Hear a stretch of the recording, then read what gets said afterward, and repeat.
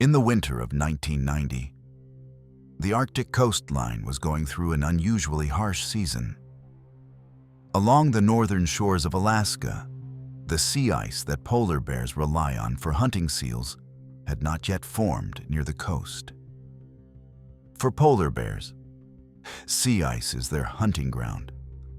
Without it, finding food becomes extremely difficult. As weeks passed, many bears across the Arctic were growing dangerously thin. Reports from Alaska and other Arctic regions described an alarming number of underweight bears wandering closer to land, desperately searching for anything they could eat. Polar bears are the largest land predators on Earth, and adult males can normally weigh around 1,200 pounds, sometimes even reaching 2,000 pounds. But during that winter, one starving male bear was barely holding on to life. After months of failed hunts and almost no food, the bear had dropped to an estimated weight of around 570 pounds, less than half of what it should have been.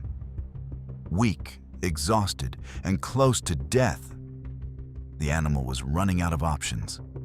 In desperation, it began moving towards something it would normally avoid: the smell of human settlements. At the time, the small Alaskan village of Point Lay was home to fewer than 200 residents.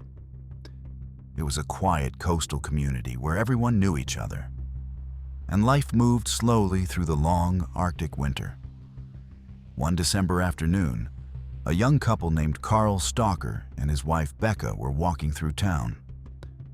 Becca was 8 months pregnant, and despite the freezing temperatures and icy roads, she had insisted on getting out of the house for a short walk. Like many expectant mothers, she had a sudden craving for snacks from the small local store. Carl walked carefully beside her, helping her keep balance on the slippery ground. The couple laughed and talked while making their way down the street, focused more on Becca's slow steps than on their surroundings. What they didn't realize was that the starving polar bear had already entered the village. The animal was moving slowly down the main road, likely too weak or delirious to even hide its presence.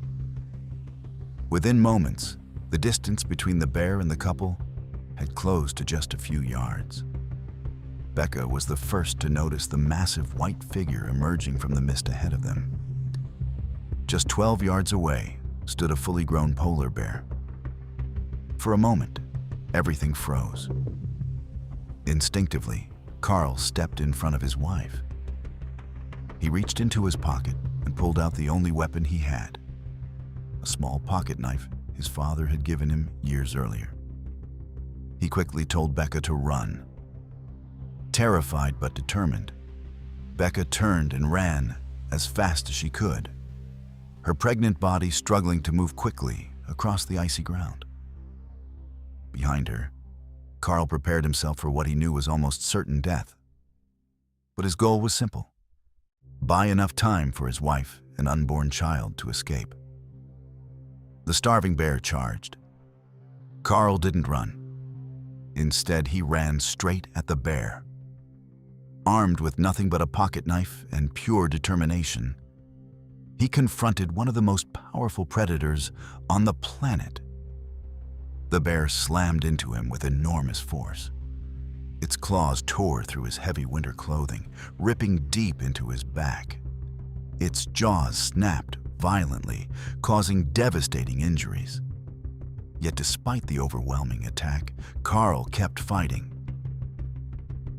Again and again, he drove the small blade toward the animal, trying to find a vulnerable spot beneath its thick fur and fat. Most of his strikes did almost nothing against the massive predator.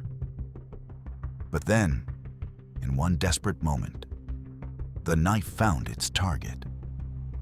The blade plunged into the bear's left eye, injuring it badly and forcing the animal to recoil briefly in pain. But the bear was starving and beyond reason.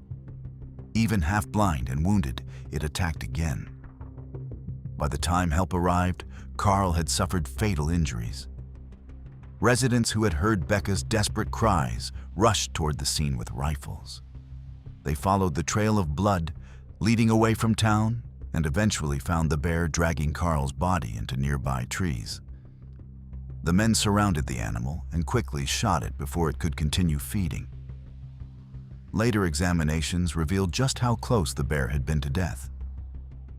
Wildlife officials determined that the animal was in the final stages of starvation. Its body had begun to break down its own muscles for survival, a sign that it had gone without food for far too long. Meanwhile, Becca was rushed to Anchorage after the traumatic event caused her to go into early labor. Before doctors could even get her to the hospital, she gave birth inside the ambulance to a healthy baby boy. She named him Carl, in honor of the father who had given his life to save them. Carl Stalker's act of courage became a story remembered by the small community for decades. In a moment where survival seemed impossible, he chose to stand and fight so his family could live.